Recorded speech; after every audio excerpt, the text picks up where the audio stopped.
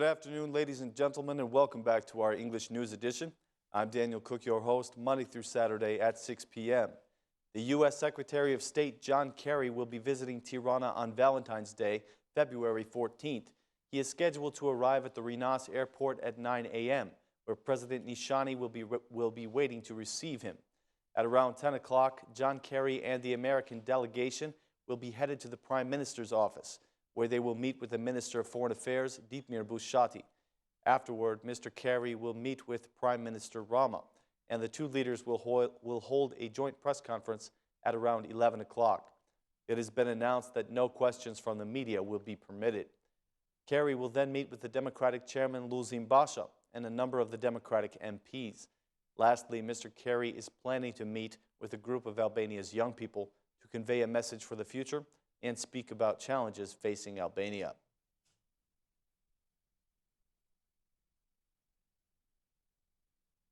The weekly meeting of the left-wing coalition coordinators was held today, led by Edi Rama and Ilir Meta. They agreed that consensus with the opposition on the justice reform is a necessity and made this topic the focus of their meeting. According to our sources, the coordinating unit discussed the need for communication with the opposition once the Venice Commission has given its opinion in March, in order to get their vote in favor of the reform. The Allies heard a report from the Minister of Justice, Uli Manjani, on issues within the justice system, and a report on infrastructure from the Minister of Transport. None of the members would comment after the meeting concluded. The Assembly Speaker then held a meeting with President Nishani for about 20 minutes before heading to another meeting with Prime Minister Rama. Our sources tell us that the justice reform and the Bureau of Investigation were the focus of these meetings.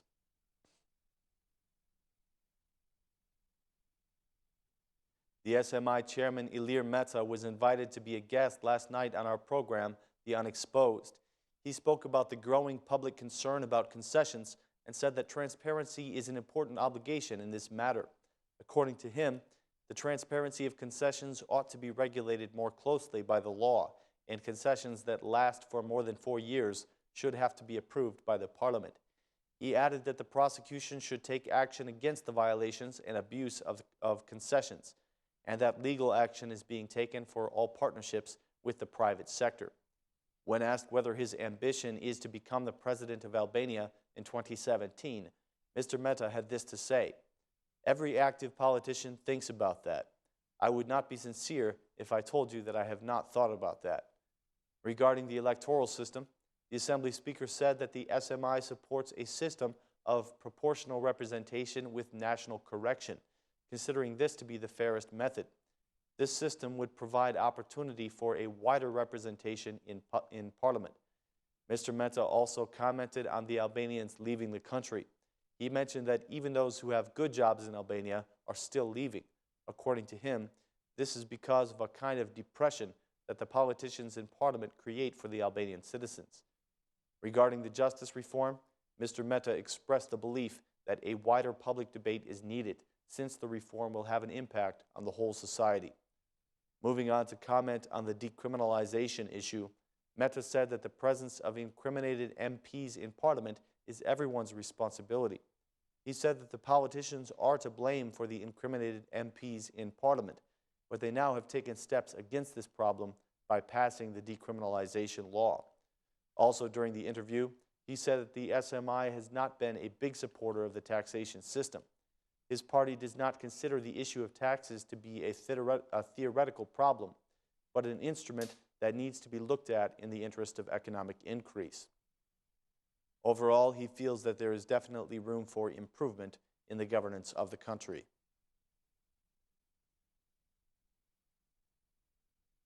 At the National Council of Labor today, the Minister of Social Welfare and Youth announced that the government is solving the problem of salaries for the ARMO company employees. During the council meeting, Minister Klosi was familiarized with the concerns presented by the Federation of Syndicates of the Industry Employees.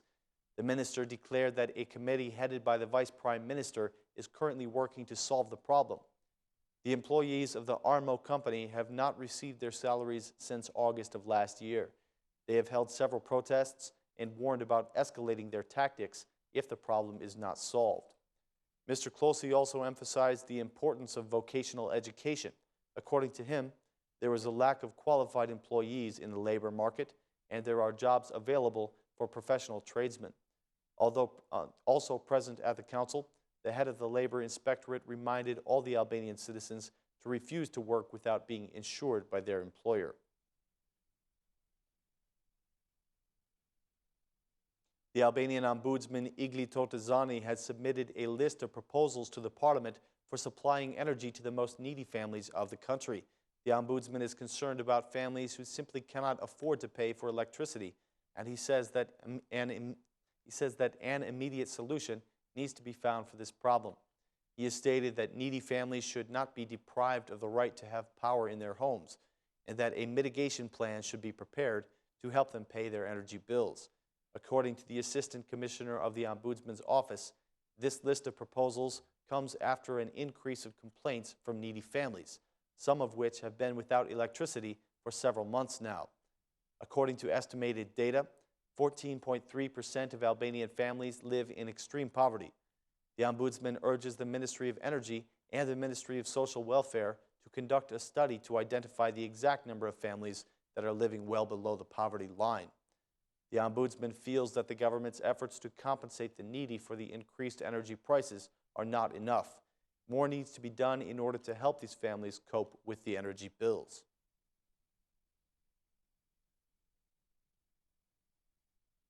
The energy distribution operator OSHA has released its financial statements for the year of 2015, and for the first time in many years, the results were positive. According to their report, 65.7 billion lek was collected in 2015, which is an increase of 16 billion lek since the previous year. Meanwhile, the energy losses have decreased to 31.3%, down from 37.8% in 2014. The energy operator reports a profit of 14.9 billion lek for the year.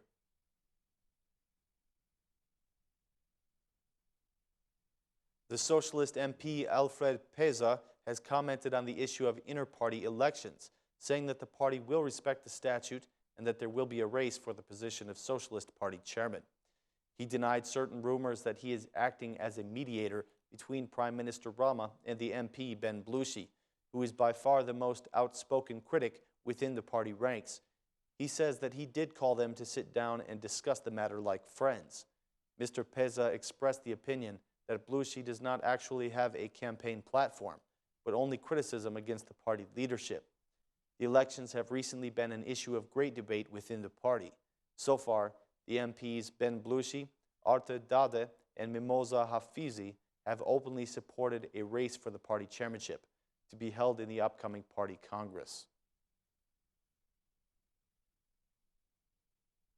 Thanks again for choosing Aura News as your source for daily updates in English. We hope you have a great night and see you tomorrow at the same time.